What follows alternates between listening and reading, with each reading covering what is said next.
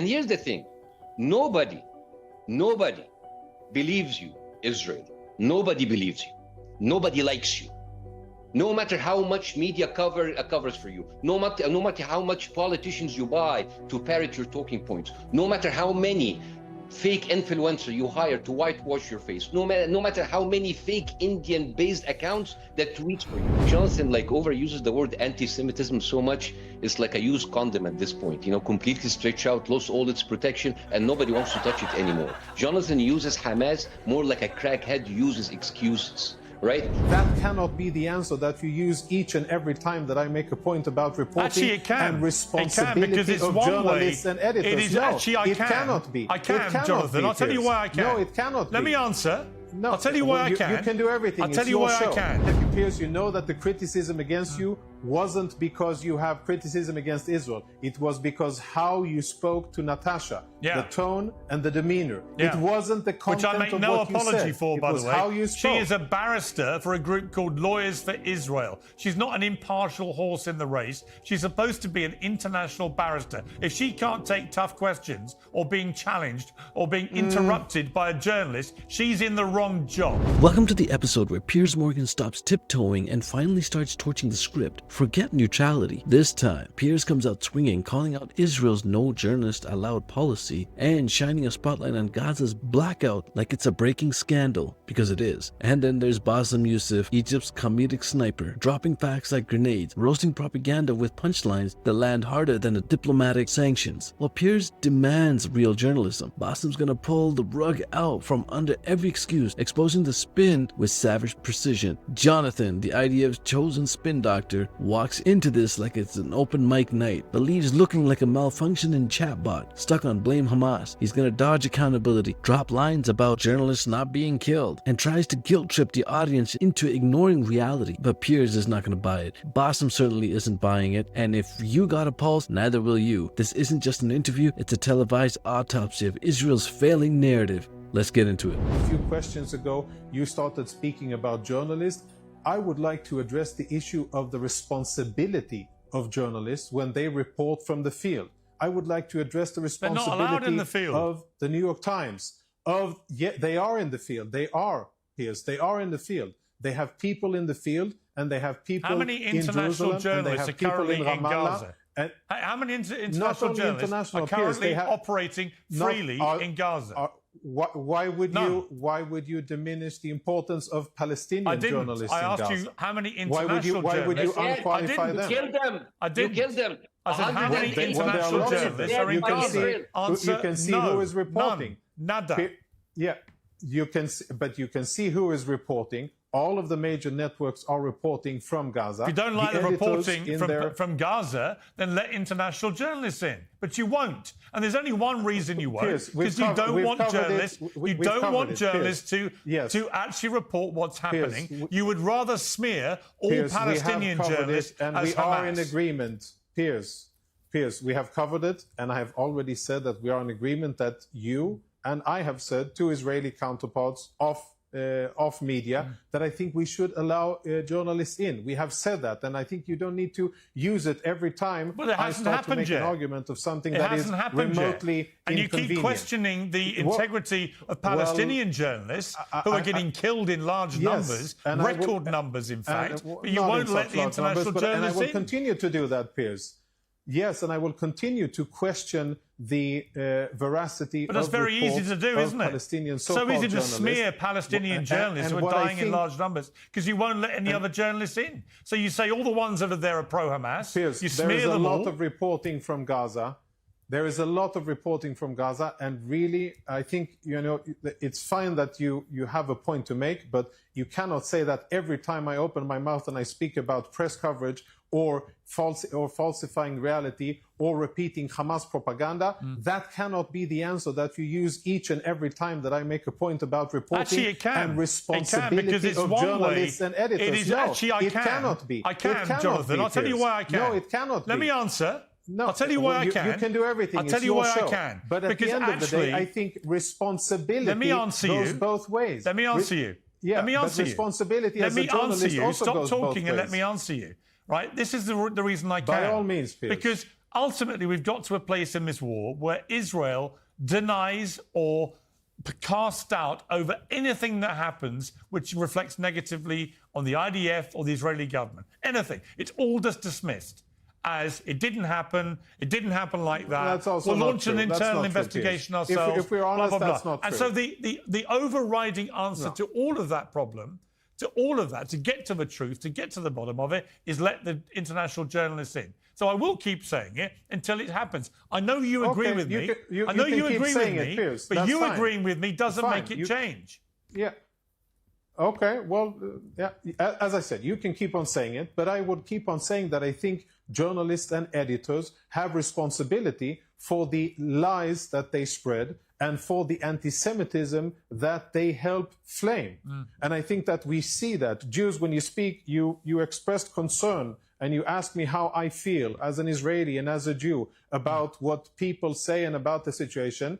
I am concerned, without even a drop of cynicism, about what you said. And I think those are serious issues that this government needs to answer for. But I will also say that I am very concerned with the ease and with the negligence that I see journalists and people with access to microphones, how they just spread falsehoods, libels, and lies about Israel and about Jews.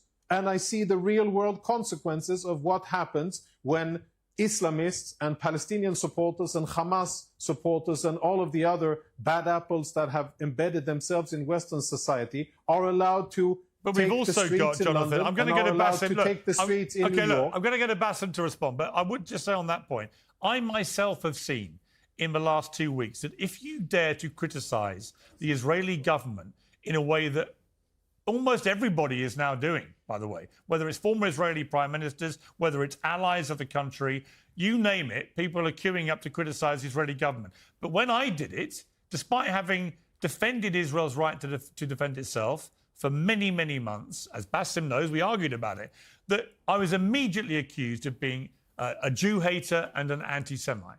It is a deliberate campaign. Piers, that's not accurate. It was a deliberate campaign to shut me up. It was a deliberate campaign to stop me criticising the Israeli government by branding me a Jew-hating anti-Semite, which anyone who's watched this show from the start of this war knows is complete nonsense. Right, Bassem, your final word to this. That's not truthful. Well, it is true. I read it every second on social media. I saw myself being accused of being a Jew-hating anti-Semite. The criticism against you was, Piers, you know that the criticism against you wasn't because you have criticism against Israel. It was because how you spoke to Natasha, the tone and the demeanor. It wasn't the content of what you said. Which I make no apology for, by the way. How you spoke. She is a barrister for a group called Lawyers for Israel. She's not an impartial horse in the race. She's supposed to be an international barrister. If she can't take tough questions or being challenged or being interrupted by a journalist, she's in the wrong job. Right, Bassem, your response to Jonathan. To round off. Bassem will now be allowed to speak without interruption to finish the debate. Bassem. First of all, Piers, welcome to the behavior of narcissistic psychopath. They love bomb you, and then when you make a single criticism about that, they go all flip like bad shit on you. Welcome, Habibi.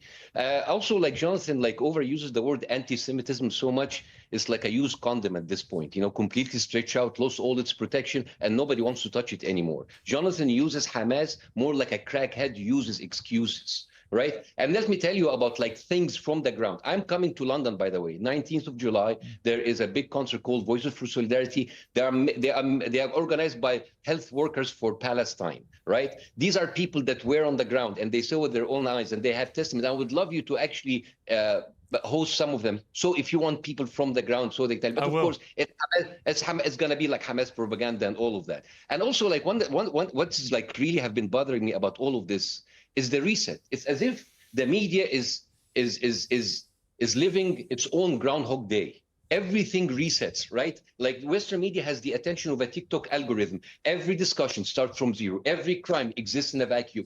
Every pattern is like coincidence. Like, oh my God, those Israelis there had really bad luck with these accidental hospital bombing. What the hell? 40 hospitals bombed, and we discuss 41 as it's a new development. right? It's like covering a serial killer, new 20th victim without checking the 19 victims in the freezer. This is not covering the story. This is covering up the story. And here's the thing. Nobody believes you, Israel. Nobody believes you. Nobody likes you. No matter how much media covers for you, no matter how much politicians you buy to parrot your talking points, no matter how many fake influencer you hire to whitewash your face, no matter how many fake Indian-based accounts that tweet for you, no matter how many European models you bring in and you pay them so they can dance with the IDF uniform, right? That everybody can see you, everybody can smell your bullshit, right? You are like the neighbor who firebombs everybody's house, and he's sad why he's not invited to a house party, right? You will win in the battlefield. You will get more land because America supports you. It's like supporting a rabid dog that shits on your lawns and eats your cats and bites everybody, and it's like, oh, he's just like having a bad day. You will win, maybe, on the battlefield, but everybody knows who you are. A bunch of heartless, psychopathic, demonic assholes. And that's, I don't have anything to say. Okay. Is that the end of the debate, Piers? That's the final statement of this. If you want to have a final word very quickly, by all means. I'll try to say something positive. You know, despite that very foul language and what he just said, I will gladly invite you and your grandchildren to come visit Israel in 70 years. Maybe you and I won't be here, but maybe our grandchildren will. They will come to see a flourishing, democratic, free, prosperous society that, despite the actions of the people like you, despite our enemies, despite naysayers, despite haters and many other people, they will see that we will continue to live in our ancestral homeland. We will continue to nourish it and love it, and we will continue to prosper and live here despite people like you. All right, but I would also like in 70 years' time to see exactly the same for the people in Gaza who are Palestinians. And that's their choice. And that has been their choice. Okay, they can have it. I would like to see that. Choice. I would like to see that kind of utopia for them as well. So would I. And for them to enjoy the same human rights that you and I enjoy. I've got to leave it there, so would I. But that's their choice. All right. We've got to leave it there. Jonathan, you had a good amount of time to speak, as did Bassem. Thank you both very much. If this was a boxing match, Bassem Youssef didn't just win. He slipped behind Jonathan mid-round, yanked his gloves off, and used them as oven mitts to pull out receipts straight out of Gaza's smoking rubble, while Jonathan rehearsed his greatest hit from Hasbro's handbook, complete with calorie counts and victimhood ballads. Bassem turned the whole debate into a Netflix roast special. He didn't need charts or credentials, just a sharp tongue, a working memory, and the guts to say what everyone else tiptoes around. Israel's PR machine is so desperate, it's now powered by influencers' thirst trap and recycled talking points. And when it came to facts, Bassem treated Jonathan's spin like a Tinder profile pic. Nice filter, but let's see the real thing. He called out the journalist ban, a pattern of accidental bombing, and the Western media's collective amnesia, like he was auditing a war criminal's Instagram feed. The result? Piers clapped, Jonathan suckled, and the audience watched the state-sanctioned gaslighting get sucker punched by satire. Bassem didn't just win, he left Israel's entire PR operation on red. Hope you enjoyed the video. Don't forget to like, share, and most importantly, subscribe. And I'll catch you on the next one.